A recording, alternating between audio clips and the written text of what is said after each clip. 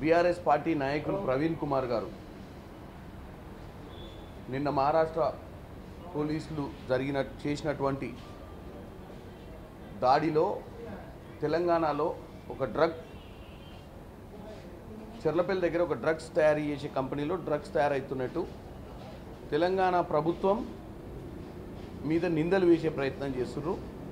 ప్రవీణ్ కుమార్ గారు ఆ ఒక రేడ్కి సంబంధించి తెలంగాణ పోలీసులకు కానీ ఎవరికి సమాచారం లేదు, తెలంగాణ గవర్నమెంట్ డ్రగ్స్ అమ్ముకునే వాళ్ళతో చేతులు కలిపింది కాబట్టి ఈ యొక్క బిజినెస్ యథార్థంగా నడుస్తుంది అని చెప్తూ 24లో ఎన్ని కేసులు అంతకుముందు కేసులే కాలేదని చెప్పే ప్రయత్నం చేశారు. ముఖ్యంగా నేను ఒకటే పాయింట్, ప్రవీణ్ కుమార్ గారు కేసులు గతంలో కాలేదని ఆయన చెప్తుండు. ఏది 23 దాకా డ్రగ్స్ కేసులు కాలేదనే చెప్తుండు.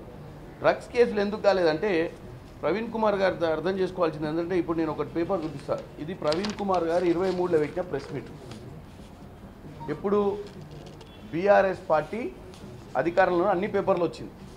ఇదే డ్రగ్స్ మీద ప్రవీణ్ కుమార్ గారు ఆ రోజు బీఎస్పీ నేతగా బీఆర్ఎస్ నాయకుడు కేటీఆర్ని విమర్శిస్తూ రాష్ట్రంలో కేసీఆర్ హయాంలో డ్రగ్స్ ఎంత స్వేచ్ఛగా దొరుకుతున్నాయో, డ్రగ్స్ బిజినెస్ ఎంత గొప్పగా జరుగుతుందో ఆయన ప్రెస్ మీట్ అయింది.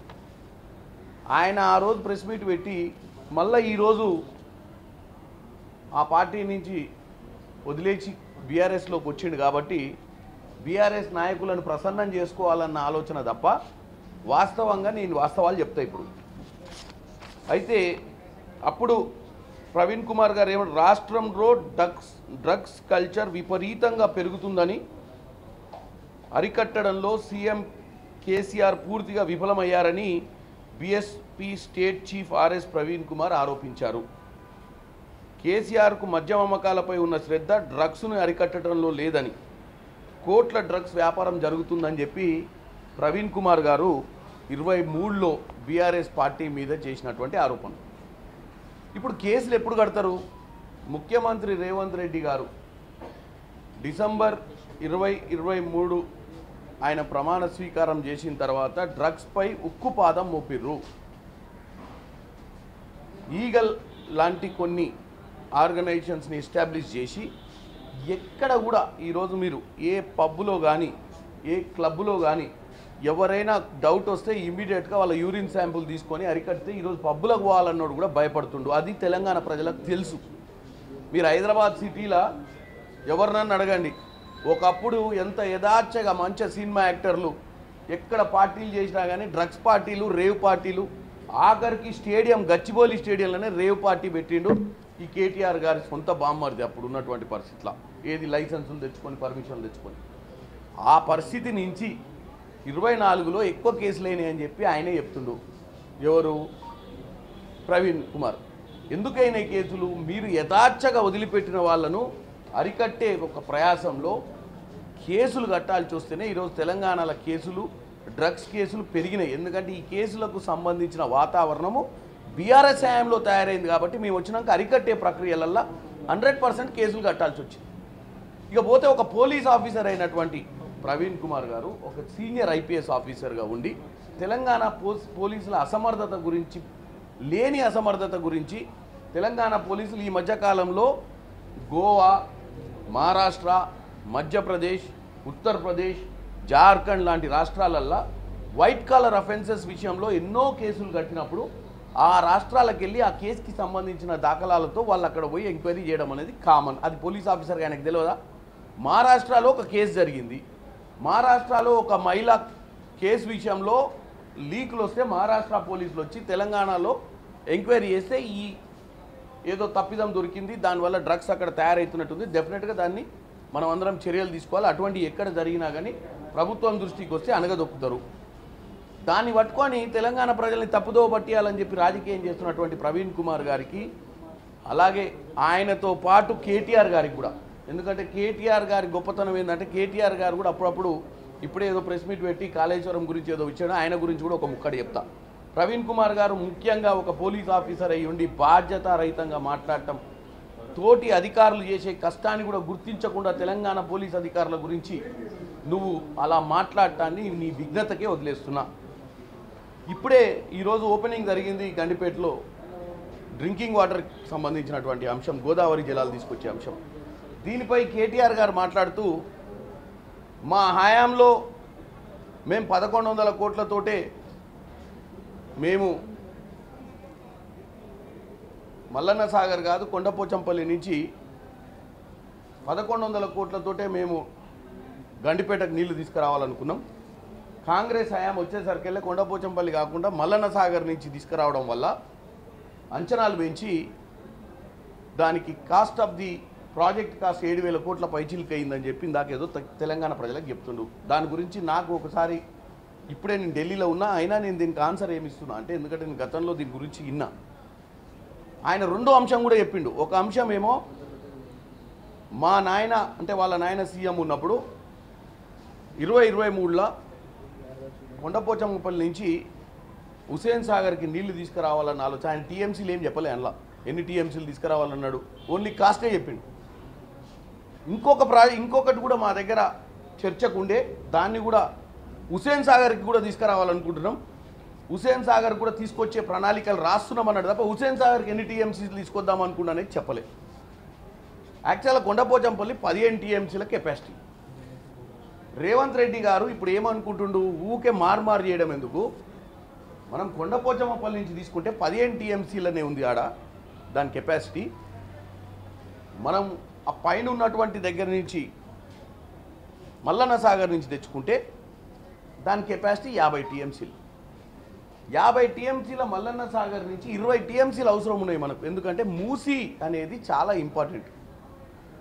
ఇవాళ కేటీఆర్ మున్సిపల్ శాఖ మంత్రిగా ఉండి కూడా హైదరాబాద్ ప్రజల గురించి పట్టించుకోలేదు. ఇప్పుడు ఈయన చెప్పే పిట్టకథ ఏదైతే ఉంది కదా, హుసేన్ సాగర్లకు నీళ్లు తీసుకురావాలనుకున్నాం, తర్వాత ముందు గండిపేటకు తీసుకురావాలనుకున్నాం 1100 కోట్లతోటే, తర్వాత హుసేన్ సాగర్ కూడా ఐడియా ఉంది మాకు. మేము మొత్తం కలిపి ఐడియా క్రియేట్ చేసినాం. ఎందుకంటే నీకు ఒకసారి అక్కడ ఒకసారి ఇక్కడ చేయాలన్న ఐడియా నీది. రేవంత్ రెడ్డి గారు ఏమనుకుంటే మంచినీటి కోసం, మూసీ ప్రక్షాళన కోసం, మూసీ నదిలో ఎప్పటికీ మంచినీళ్ళు ప్రవహిస్తూ నల్గొండ జిల్లాలో నల్గొండకు పారేటువంటి మూసీ, భువనగిరి, యాదాద్రి కిందకు పోతే రామన్నపేట, నగర్కల్ ఈ ప్రాంతాలలో కూడా మంచినీళ్ళతోటి రైతులకు నష్టం జరగొద్దు ఈ మురికి నీళ్ళతోటి అని చెప్పి దాంట్లో నుంచి ఈ నీళ్లు తీసుకొచ్చి రైతులకు ఇట్లకెళ్ళి ఇస్తే రెండు పర్పస్ సాల్వ్ అయింది. హైదరాబాద్ నగరాన్ని మంచి నగరంగా తీర్చిదిద్దాలన్న ఒక ఐడియాతోటి 20 టీఎంసీలు టోటల్గా డ్రా చేయాలనుకుంటారు. కాబట్టి ప్రాజెక్ట్ కాస్ట్ పెరిగింది. కేటీఆర్ గారు మీరేమన్నా అంటే తెలంగాణ ప్రజల్ని తప్పుదోవ పట్టించే ప్రయత్నం చేయడం, తెలంగాణ ప్రజలకు సగం నువ్వు మున్సిపల్ శాఖ మంత్రి ఉండి నీకు మూసీ మీద ఆలోచన ఉంటే ఇవాళ నేను అందుకే ఈరోజు కమిటీ మీటింగ్ అటెండ్ అయినా. 2014 నుంచి స్వచ్ఛ భారత్ మిషన్ గురించి వాళ్ళ మీటింగ్లు అటెండ్ అయినప్పుడు క్లియర్గా చెప్పిన, హైదరాబాద్ నగరంలో 1900 మిలియన్ లీటర్ల డ్రైనేజ్ నీళ్లు ప్రవహిస్తున్నాయి. దాంట్లోకెళ్ళి 1200 వరకే ఎస్టీపీల ద్వారా క్లీన్ అయిన నీళ్ళు వస్తున్నాయి మూసీలకు. మిగతా 700 అంటే 1950 750 మిలియన్ ఎండిఎల్ మిలియన్ నీళ్లు అంటే మిలియన్ లీటర్ల నీళ్లు ఈరోజు కేవలం ఎస్టీపీలు క్లీన్ చేయకుండానే మూసీలకు రావడం వల్లనే మూసీలో మనము ఇబ్బందులు చూస్తున్నాం. స్వచ్ఛ భారత్ మిషన్ మొదలై 11 సంవత్సరాలు అయింది.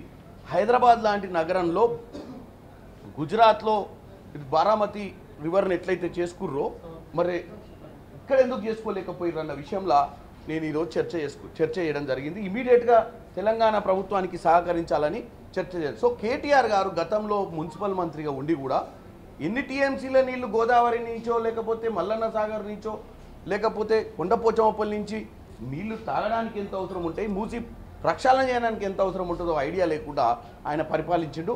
కేవలం వాళ్ళ హయాంలో కమిషన్ల కోసం పనిచేసినటువంటి పరిస్థితి ఉంది ఈ హయాంలో. ఎందుకంటే గతంలో కూడా కాంగ్రెస్ పార్టీ ప్రాజెక్టులు కట్టినప్పుడు నాగార్జున సాగర్ కానీ, శ్రీశైలం కానీ, కడెం కానీ, మిడ్మానేర్ కానీ ఇవన్నీ కట్టినప్పుడు ఎప్పుడు కూడా కాంగ్రెస్ పార్టీ ఒక 100 సంవత్సరాల గురించి ఆలోచించి ప్రాజెక్టులు చేస్తుంది. ఎలక్షన్ల గురించి, కలెక్షన్ల గురించి, కమిషన్ల గురించి ఆలోచించి పథకాలు ప్లానింగులు చేసేది బీఆర్ఎస్ పార్టీ. ఇది తెలంగాణ ప్రజలు గమనించారు. ఇలా అన్ని రకాలుగా తెలంగాణకు అన్యాయం చేసినటువంటి పార్టీ బీఆర్ఎస్ పార్టీ. ముఖ్యంగా ఈరోజు చూస్తున్నారు, మేమందరం కూడా ఢిల్లీకి ఎందుకు వచ్చినాం, ఉపరాష్ట్రపతి ఎన్నికలు నేను వచ్చినాం. మరి ఉపరాష్ట్రపతి ఎన్నికలలో కూడా మేము చాలా రోజులు ఆలోచించినాం. ఇక మాకు అర్థమైంది, మేము వేయకపోతేనే మంచిది, వేయాలంటే ఎవడు మంచోడు లేడు, ఆ నోటా ఉంటే నోటాకి ఎద్దుం కానీ నోటా లేదట, నోటా లేదు కాబట్టి మా వాటా లేదంటుండు ఆయన. మరి నోటా లేని నీ వాటా లేకపోతే ఏ రాజకీయాలకు సంబంధం లేనిది ఒక మాజీ జస్టిస్గా ఉన్నటువంటి సుదర్శన్ రెడ్డి గారు కాంగ్రెస్ పార్టీ కాదు, బీఆర్ఎస్ పార్టీ కాదు, బీజేపీ పార్టీ కాదు, ఎంఐఎం పార్టీ కాదు, తెలంగాణలో ఏ పార్టీ కాదు ఆయనకున్న అర్హత తెలంగాణ బిడ్డ.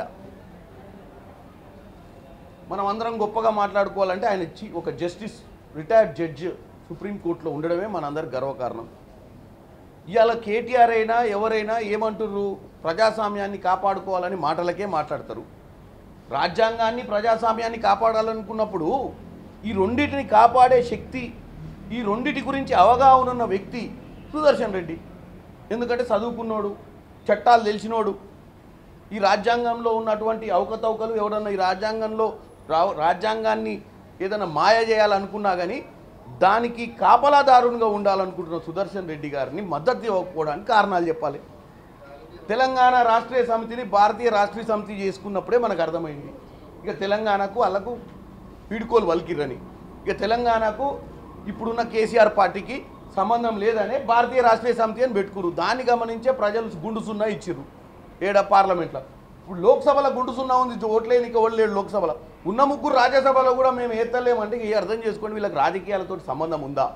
ఈరోజు భారతదేశంలో జరుగుతున్న రాజకీయ పరిణామాలు కానీ ఇలా భారతదేశంలో ఎలక్షన్ కమిషన్ లాంటి ఇండిపెండెంట్ సంస్థలను ఎట్లా దుర్వినియోగం చేసి స్పెషల్ ఇంటెన్సివ్ రివిజన్ పెట్టి ఓట్లు వాళ్ళకు అవసరం లేని ఓట్లను ఎలా తొలగిస్తున్నారో చూసిన తర్వాత కూడా రాహుల్ గాంధీ గారు ఈ మధ్యకాలంలో క్లియర్గా ఏదైతే మహారాష్ట్రలో, హర్యానాలో, కర్ణాటకలో జరిగినటువంటి అవకతవకల గురించి చెప్పిన తర్వాత కూడా బీఆర్ఎస్ పార్టీ ఈరోజు ఓట్లేకపోకుండా ఇంట్లో దాక్కుంటామంటే అర్థం చేసుకోవాల్సింది మనం ఏంటంటే వీళ్ళకు రాజకీయాలకు కనెక్షన్ లేకుండా అయిపోయారు.